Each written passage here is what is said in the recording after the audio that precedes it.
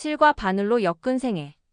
1950년 내 고향은 전쟁이 핥히고 간 상처가 채 아물지 못한 가난한 산골 마을이었습니다. 지평선은 언제나 그 자리에 있는 푸른 산맥이 전부였고 세상의 소식은 해마다 돌아오는 장날이 유일했습니다. 아버지는 그 마을에서도 더 깊은 산촌에 살림을 냈고 어머니는 태어나 이름석 자보다 낫으로 벼 베는 법을 먼저 배운 분이었습니다. 야학에서 어깨너머로 배운 업무니 어머니가 가진 배움의 전부였습니다. 나는 그런 어머니의 딸이었습니다. 내 배움도 국민학교 문턱에서 멈췄습니다. 졸업식 날 교실 뒤편에 그림자처럼 서 계시던 어머니의 손등이 지금도 눈에 선합니다. 흙을 닮은 손. 거칠고 굵은 실뿌리처럼 핏줄이 돋아난 그 손은 내 기억 속에서 한 번도 쉬어본 적이 없었습니다. 나는 그 손을 보는 순간 교과서 대신 다른 것을 잡아야 한다는 것을 깨달았습니다. 13살 공부가 더 하고 싶다는 말은 목구멍 안쪽에서 조용히 삼켰습니다. 현실은 잉크 냄새나는 교과서보다 냉정했습니다. 학교 가방을 내려놓은 나에게 어머니가 처음 가르친 것은 삼배 시리기였습니다. 우리 집 밭 한쪽에는 아이들의 키보다 훌쩍 큰 삼이숲을 이루었습니다. 여름이면 그 산밭은 동네 아이들의 비밀스러운 놀이터였지만 어른들에게는 고된 노동의 현장이었습니다. 드럼통을 잘라 만든 거대한 솥에 삼대를 삶고 껍질을 벗겨낸 지릅대기를 잿물에 밤새도록 다시 삶아야 비로소 실이 될 준비를 마쳤습니다. 어머니는 그것을 햇볕에 곱게 말려 마른 대궁처럼 버석거리는 삼껍질을 무릎에 비벼 가늘게 찧었습니다. 그리고 물레에 감아 타래를 만들고 삐걱거리는 배틀에 앉아 날실과 씨실을 엮었습니다. 나는 그 나무 그늘 아래서 어머니가 침을 묻힌 손으로 실과 실을 비비어 있는 모습을 가만히 바라보곤 했습니다. 실이 끊어지지 않도록 매듭이 굵어지지 않도록. 이 실은 입는 옷이 되기도 하고 사람이 죽어서 입는 옷이 되기도 하는 거란다. 어머니의 무심한 한마디가 내 어린 마음에 박혔습니다. 옷이란 단순한 물건이 아니라 삶의 시작과 끝을 잇는 장엄한 실이라는 것을, 그리고 그 신성한 실을 잇는 것이 바로 여인의 손길이라는 것을 나는 어렴풋이 알았습니다. 우리 동네는 전기가 참 늦게 들어왔습니다. 해가 지면 세상은 호롱불의 작은 심지만큼만 밝아졌습니다.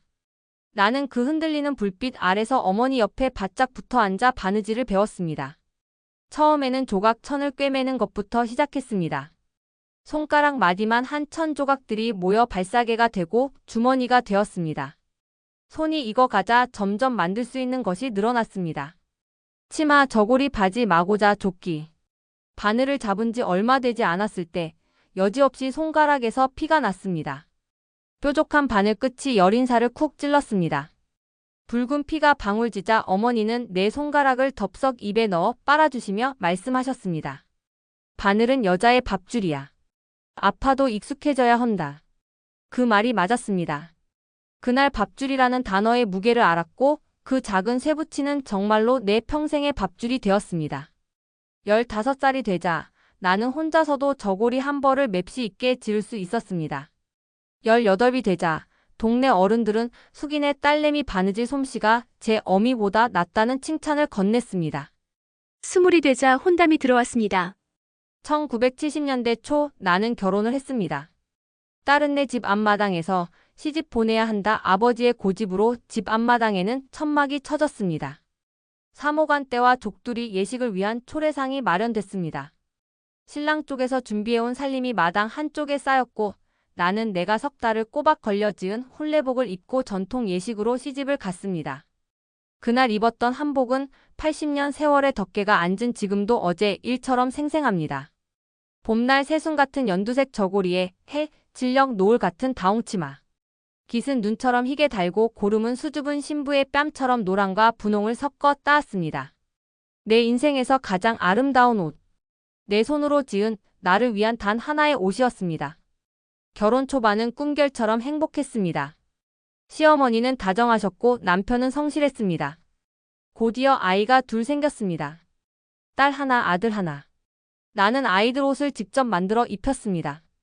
기저귀 천을 잘라 베네쩌 고리를 만들고 걸음마를 시작할 땐 누비 바지를 만들었습니다. 동네 사람들은 모두 내 아이들 옷이 곱다고 칭찬했습니다. 그때까지만 해도 바느질은 생계가 아니라 내 아이들을 위한 즐거움이자 사랑의 표현이었습니다. 하지만 인생은 곱게 다린 한복 치맛자락처럼 단정하지만은 않았습니다. 남편이 친구와 함께 작은 공장을 차리겠다며 사업을 시작했습니다. 처음 몇 년은 괜찮았습니다. 돈이 조금씩 들어왔고 우리는 읍내에서 조금 더 큰 집으로 이사했습니다. 나는 이제 내 아이들뿐만 아니라 남편의 와이셔츠도 다려 입히며 소소한 행복에 젖어 있었습니다. 그러던 어느 날 남편이 집에 돌아오지 않았습니다. 이틀째 되던 날 밤 남편은 잿빛이 된 얼굴로 대문을 들어섰습니다. 그리고 신발도 벗지 못한 채 현관에 주저앉아 말했습니다. 다 망했어. 친구 놈이 공장 돈을 전부 가지고 도망갔어. 그날 밤 나는 한숨도 자지 못했습니다. 귓가에서 남편의 절망적인 목소리가 맴돌았습니다. 남은 것은 적지 않은 빚이었습니다. 큰 아이는 중학생, 작은 아이는 국민학생이었습니다. 당장 내일 먹을 쌀이 걱정이었습니다. 남편은 며칠 동안 밥도 먹지 않고 방에서 나오지 않았습니다. 나는 그를 원망하거나 혹은 그를 기다리지 않았습니다. 그럴 시간이 없었습니다. 나는 바느질 상자를 들고 이웃집 할머니를 찾아갔습니다. 할머니, 제 솜씨로 한복 지어서 팔 수 있을까요? 할머니는 굳은 살이 박인 내 손을 물끄러미 보시더니 이내 내 손을 꽉 잡았습니다. 내 솜씨면 능히 할 수 있고 말고. 내가 시장에 소개해 줄게.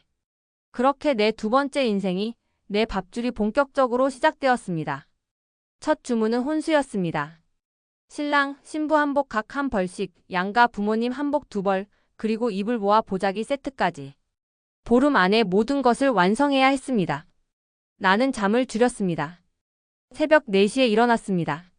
찬물에 얼굴을 씻고 가장 먼저 한 일은 도시락 4개를 싸는 것이었습니다. 큰 아이, 작은 아이 점심 2개, 저녁 2개. 아이들 시간표에 맞춰 밥과 반찬을 담았습니다. 도시락을 싸고 나면 아침밥을 먹였습니다. 아이들을 학교에 보내고 나면 산더미 같은 설거지를 했습니다.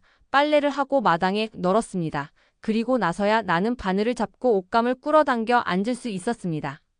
시작하면 시간은 쏜살같이 흘렀습니다. 점심때가 되면 어제 먹다 남은 찬밥을 물에 말아 넘기고 다시 바늘을 잡았습니다. 저녁을 준비할 시간이 되면 부엌에 들어가 저녁을 짓고 아이들을 먹이고 설거지를 하고 숙제를 봐주고 잠자리에 들였습니다. 그러면 밤 10시였습니다. 나는 윗목에서 1시간 정도 눈을 붙였습니다. 그리고 밤 11시 혹은 12시. 남편과 아이들이 모두 잠든 깊은 밤에 다시 일어났습니다. 호롱불을 켜고 재봉틀이 아닌 바느질 상자를 열었습니다. 그렇게 새벽 3시, 4시까지. 때로는 동이 틀 때까지 바느질을 했습니다. 보름 만에 첫 주문을 완성했습니다. 주문한 집에서 돈을 주었습니다. 내 손으로 번 쌀과 아이들 신발과 빚을 갚을 돈이었습니다. 나는 그 돈을 쥐고 집으로 돌아오는 길에 울지 않았습니다. 울 시간도 아까웠습니다. 그리고 다음 주문이 들어왔습니다. 또 그 다음 주문이 들어왔습니다. 안동댁이 한복을 곱게, 튼튼하게 잘 짓는다는 입소문이 났습니다. 주문이 밀려들기 시작했습니다. 밤샘은 밥 먹듯이 했습니다. 하루에 한복 2벌을 만들기도 했습니다. 치마, 속치마, 저고리, 남자바지, 마고자, 조끼, 두루마기. 혼수 주문이 들어오면 종류별로 각 사람의 치수에 딱 맞춰야 했습니다. 신부의 키 어깨 너비 팔 길이 가슴 둘레. 신랑의 키 어깨 너비 허리 둘레. 시어머니의 후덕한 체형, 시아버지의 마른 체형. 한 치라도 잘못 재거나 재단하면 옷이 망가졌습니다. 특히 비단은 한 번 실수하면 돌이킬 수 없었습니다. 그 비싼 천값을 물어줘야 했습니다.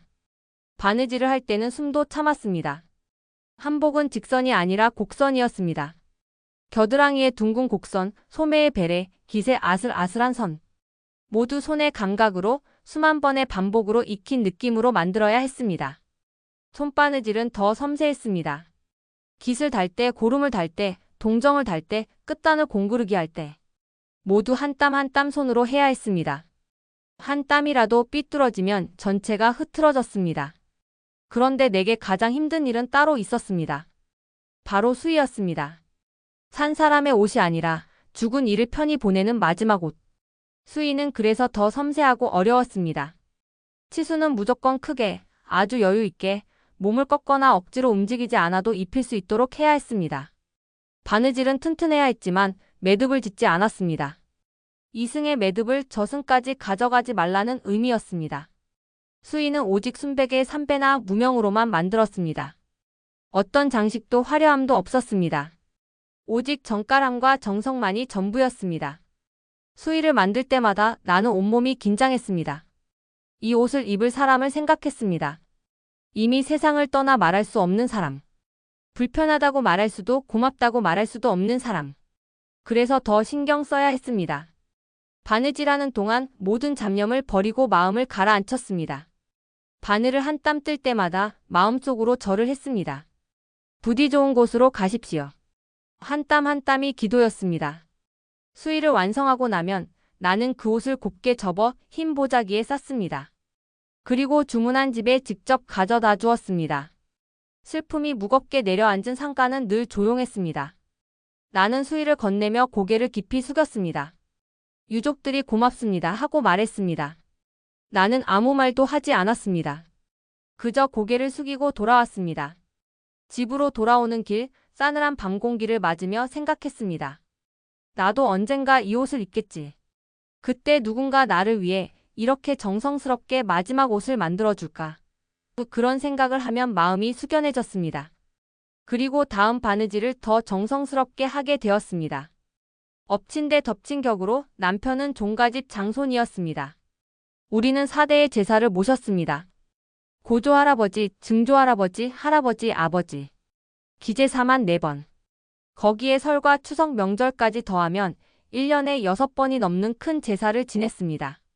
제삿날이 다가오면 밀린 바느질 주문과 제사 장보기, 산더미 같은 제사 음식이 나를 압박했습니다. 바느질은 밤새워 하고 탕국을 끓이고 전을 부치며 또 밤을 새웠습니다. 명절 전날인 섣달 금음에 밤새 혼수 한복을 만들다가 새벽에 떡국을 끓여 어른들 상을 차리고 세배를 받고 다시 밀린 바느질을 했습니다. 추석 전날에는 수백 개의 송편을 빚고 제사를 지내고 20명이 넘는 친척들의 상을 차리고 설거지를 하고 나면 밤이 깊었습니다. 그러면 나는 다시 바늘을 잡고 옷감 앞에 앉았습니다. 이러다 내가 먼저 수의를 입겠구나. 그런 독한 생각이 들 때도 있었습니다. 하지만 멈출 수 없었습니다. 아이들은 쑥쑥 자라고 있었고 빚은 갚아야 했습니다. 그렇게 10년이 지났습니다. 큰 아이가 대학에 들어갔습니다. 등록금이 필요했습니다. 나는 더 많은 주문을 받았습니다. 15년이 지났습니다. 작은 아이도 대학에 들어갔습니다. 두 아이의 등록금을 대기 위해 나는 쉬지 않았습니다. 바느질은 멈추지 않았습니다. 그렇게 20년이 지나자 쉼없이 달려온 몸이 비명을 지르기 시작했습니다. 눈이 침침해졌습니다. 바늘귀가 흐릿한 점처럼 보였습니다. 실을 꿰기 위해 불빛에 비춰보며 여러 번 헛손질을 해야 했습니다. 손가락 마디가 굳었습니다. 아침에 일어나면 손가락이 펴지지 않아 뜨거운 물에 한참을 담그고 주물러야 겨우 움직였습니다. 허리는 하루 종일 재봉틀 앞에 앉아 일한 탓에 굽어버렸습니다.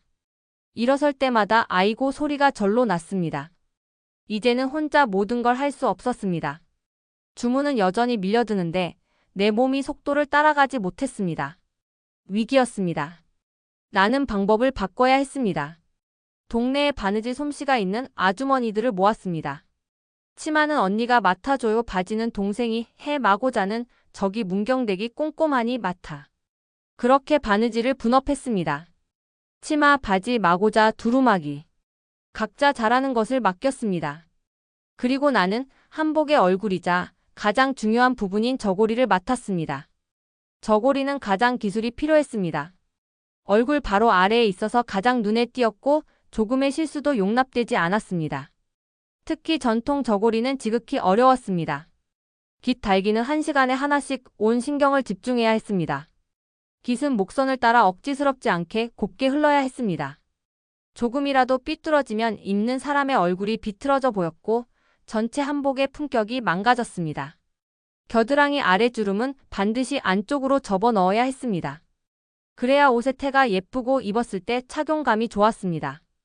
이 주름을 대충 잡으면 팔을 올릴 때 저고리 전체가 딸려 올라왔습니다. 소매통의 베레선도 중요했습니다.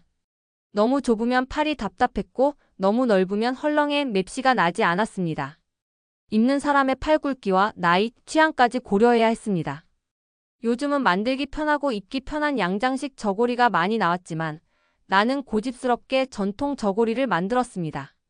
전통 저고리에는 입는 사람의 품이 살아있었고 옷에 그 사람의 이야기가 담겼습니다. 체형, 성격, 나이. 모든 것이 옷에 녹아들었습니다. 키가 큰 사람에게는 저고리 길이를 한치 길게, 어깨가 넓은 사람에게는 진동겨드랑이를 넉넉하게, 나이 드신 분에게는 깃을 조금 높게 달아 목을 편안하게 감싸도록 했습니다.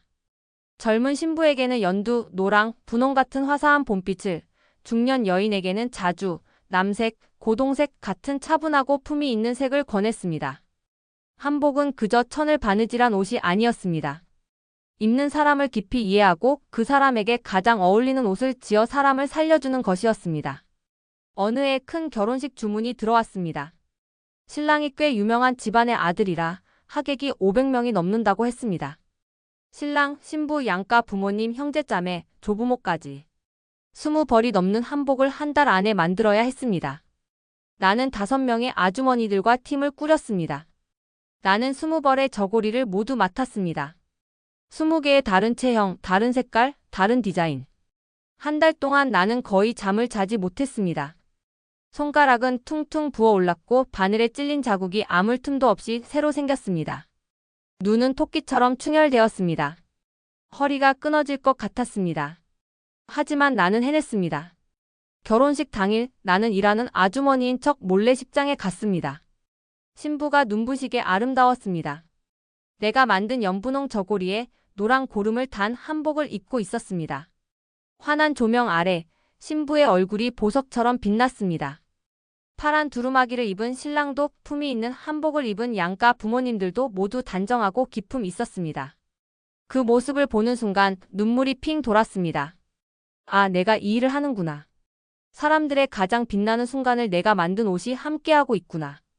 온몸에 피곤이 싹 가셨습니다. 몸은 천근만근이었지만 마음은 날아갈 듯 뿌듯했습니다. 세월이 덧없이 흘렀습니다. 아이들은 모두 장성해 제 가정을 꾸렸습니다. 큰딸이 시집을 가고 작은 아들이 장가를 갔습니다. 눈에 넣어도 아프지 않을 손주가 생겼습니다. 산더미 갔던 빚은 오래전에 다 갚았습니다. 남편도 다시 작은 일을 시작해 안정을 찾았습니다. 나는 여전히 바느질을 했습니다. 이제는 돈 때문이 아니었습니다. 그것은 내 삶의 습관이자 나 자신을 증명하는 방식이 되었습니다. 바늘을 잡지 않으면 손이 근질거렸고 실을 만지지 않으면 하루가 허전했습니다. 어느덧 사람들은 나를 장인이라고 불렀습니다. 안동댁은 진짜 한복 장인이야.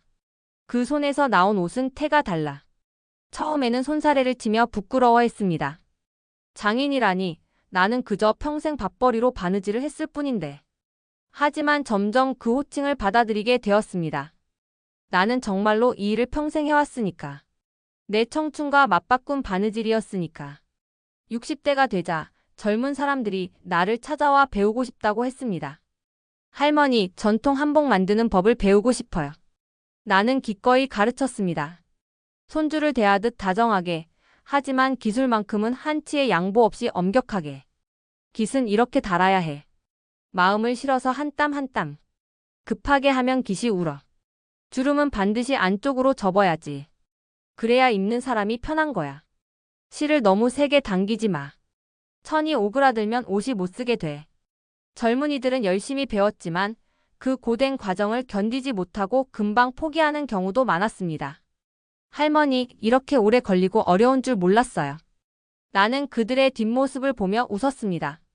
한복은 빨리 만드는 옷이 아니야. 정성으로 짓는 거지. 입는 사람의 복을 빌면서. 몇몇 제자는 끝까지 남아 내 기술을 배웠습니다. 그 아이들이 나중에 자신의 한복집을 열었다는 소식을 들을 때마다 내 자식이 잘된 것보다 더 뿌듯했습니다. 70대가 되자 몸은 더 힘들어졌습니다. 이제는 돋보기 없이는 바늘귀가 아예 보이지 않았습니다. 손가락 마디는 완전히 굳어 울퉁불퉁해졌습니다. 하지만 내 손의 감각은 여전히 살아 있었습니다. 내 손이 모든 것을 기억하고 있었습니다. 80년을 함께한 나의 가장 오랜 친구. 눈으로 보지 않아도 손끝으로 천의 질감, 실의 장력, 바늘의 각도를 느낄 수 있었습니다. 어느 날 한 젊은 엄마가 아기를 안고 나를 찾아왔습니다. 할머니, 우리 아이 돌복을 좀 만들어 주실 수 있나요? 나는 통통하고 귀여운 아기를 보았습니다. 물론이지. 세상에서 제일 예쁘게 만들어 줄게. 나는 오방색 비단을 꺼냈습니다. 빨강, 노랑, 파랑, 초록, 보라. 동서남북과 중앙을 상징하는 색. 아이의 무병장수와 복을 기원하는 마음을 담아 색동저 고리를 지었습니다. 앙증맞은 분홍 치마를 만들고 작은 배자도 덧붙였습니다. 이 옷을 입으면 꼭 인형 같을 것 같았습니다. 한 달 후 그 젊은 엄마가 다시 찾아왔습니다. 그녀는 사진 한 장을 내밀었습니다. 사진 속 아기는 정말로 인형 같았습니다. 내가 지은 색동저 고리를 입고 돌상 앞에서 환하게 웃고 있었습니다. 아기의 작은 손은 실을 잡고 있었습니다. 할머니 너무 예뻐요. 정말 감사합니다. 그 엄마가 눈물을 글썽였습니다. 이 옷 우리 아이가 나중에 커서 결혼할 때도 보여줄 거예요. 그리고 꼭 말해줄 거예요. 할머니께서 얼마나 정성스럽게 만들어주신 옷인지. 평생 간직할게요. 그 말에 나도 그만 눈물이 터지고 말았습니다.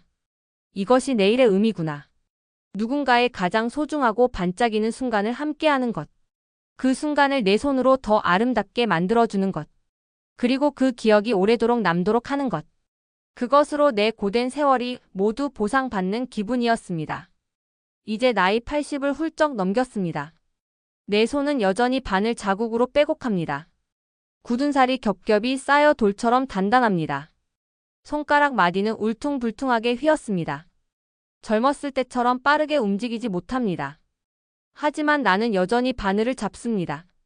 실을 끌 때는 두꺼운 돋보기를 써야 하지만 80년간 반복한 동작은 내 몸이, 내 손끝이 기억하고 있습니다. 요즘은 많이 만들지 못합니다. 하루에 한두 시간 정도만 바느질을 합니다. 그 이상 하면 손이 저리고 눈이 피곤합니다. 하지만 그 한두 시간이 내게는 가장 소중한 시간입니다. 바늘을 잡고 있으면 마음이 더없이 편안합니다. 실을 따라 바늘이 사각거리며 천을 뚫고 들어가는 느낌. 이 감각들이 나를 살아있게 합니다. 가끔 옛날 생각이 납니다. 호롱불 아래서 바느질을 배우던 어린 시절. 어머니의 거친 손. 이 실은 입는 옷이 되기도 하고 죽어서도 입는 거야. 그 말씀이 맞았습니다. 나는 평생 살아있는 사람의 옷을 만들었습니다. 아기의 돌복, 학생의 교복, 신부의 혼례복, 어른의 잔치복. 그리고 죽은 이의 마지막 옷인 수의도 만들었습니다. 옷은 단순한 천 조각이 아니었습니다. 삶의 모든 여정을 함께하는 동반자였습니다. 가장 기쁜 날에도 가장 슬픈 날에도 옷은 그 사람과 함께 있었습니다. 그리고 나는 그 모든 순간에 옷을 짓는 사람이었습니다. 내가 만든 한복을 입고 결혼한 사람들이 몇이나 될까요? 세어보진 않았지만 100은 훨씬 넘었을 것입니다. 그들은 자신의 결혼식 날 입었던 한복을 만든 늙은 바느질쟁이를 기억할까요? 아마 대부분은 모를 것입니다. 그래도 괜찮습니다. 중요한 건 그 옷이 그 사람의 가장 아름다운 순간을 함께했다는 사실이니까요. 수의를 입고 떠난 사람들도 많습니다. 그분들의 마지막 여정에 내가 한 땀 한 땀 기도하며 지은 옷이 작은 위로가 되었기를, 편안히 몸을 감싸주었기를 바랄 뿐입니다. 어느 날 손주가 내 손을 잡고 물었습니다. 할머니, 평생 바느질만 하시면서 힘들지 않으셨어요? 나는 잠시 생각했습니다. 힘들지 않았다면 거짓말입니다. 손가락에서 피가 나도 바늘을 잡아야 했습니다. 눈이 침침해도 실을 꿰어야 했습니다. 잠을 포기하고 밤을 새워야 했습니다. 명절에도 쉬지 못했습니다. 하지만 후회한 적은 없습니다. 힘들었지. 많이 힘들었어. 나는 솔직하게 말했습니다. 하지만 보람도 있었단다. 내가 만든 옷을 입고 행복해하는 사람들을 보면 그게 다 보상이었어. 손주가 내 거친 손을 쓰다듬었습니다. 할머니 손은 참 거칠어요. 그럼. 평생 일한 손이거든. 하지만 따뜻해요. 그 말에 나는 웃었습니다. 이 거칠고 굳은 손이 따뜻하다니. 어쩌면 그럴지도 모르겠습니다. 이 손은 평생 누군가를 위해, 사랑하는 사람들을 위해, 그리고 알지 못하는 사람들을 위해 쉼없이 움직였으니까요. 요즘은 한복 입는 사람이 줄었습니다. 젊은이들은 편한 옷을 좋아하고 결혼식에도 양복과 드레스를 입습니다. 그래도 괜찮습니다. 중요한 건 정성스럽게 만들고 소중히 여기고 의미를 담는 한복의 정신이 이어지는 것이니까요. 나는 가끔 내가 지은 한복들을 꺼내봅니다. 색이 바랬지만 여전히 단정한 옷들. 이 저고리는 큰딸 결혼식 때, 이 치마는 손주 돌잔치 때, 이 두루마기는 남편의 칠순잔치 때 만든 것입니다. 하나하나가 내 인생의 기록입니다. 내 인생은 화려하지 않았습니다. 부자가 되지도 유명해지지도 못했습니다. 그저 평범한 시골 안악이었습니다. 하지만 내 바늘 끝에서 누군가는 생애 가장 아름다운 신부가 되었고, 누군가는 아들의 첫 생일을 축하했고, 누군가는 마지막 길을 편히 떠났습니다. 한복은 그저 옷이 아니었습니다. 어머니에서 딸로, 딸에서 손녀로 이어지는 한국 여인의 손끝이었고, 그 안에 담긴 정성이자 사랑이며 기도였습니다. 지난밤 나는 꿈을 꾸었습니다. 어머니가 나타났습니다. 젊은 시절의 어머니였습니다. 거친 손으로 배틀에 앉아 삼배를 짜고 계셨습니다. 어머니. 내가 불렀습니다. 어머니가 돌아보며 환하게 웃으셨습니다. 잘했다. 우리 딸. 그 한마디에 나는 그만 울음이 터졌습니다. 어머니, 저 정말 열심히 살았어요. 어머니가 가르쳐 주신 대로 바늘 하나로 평생을 살았어요. 알고 있다. 내 손을 보렴. 그 손이 내가 살아온 모든 걸 말해주고 있구나. 어머니가 내 손을 잡았습니다. 따뜻했습니다. 이제 쉬어도 된다. 아니에요. 아직 할 일이 남았어요. 다 했다. 너는 충분히 다 했다. 이제 쉬렴. 꿈에서 깨어났습니다. 창밖으로 아침 해가 떠오르고 있었습니다. 나는 천천히 몸을 일으켜 손가락을 주물렀습니다. 그리고 습관처럼 바느질 상자를 열었습니다. 오래된 바늘이 아침 햇살에 반짝였습니다.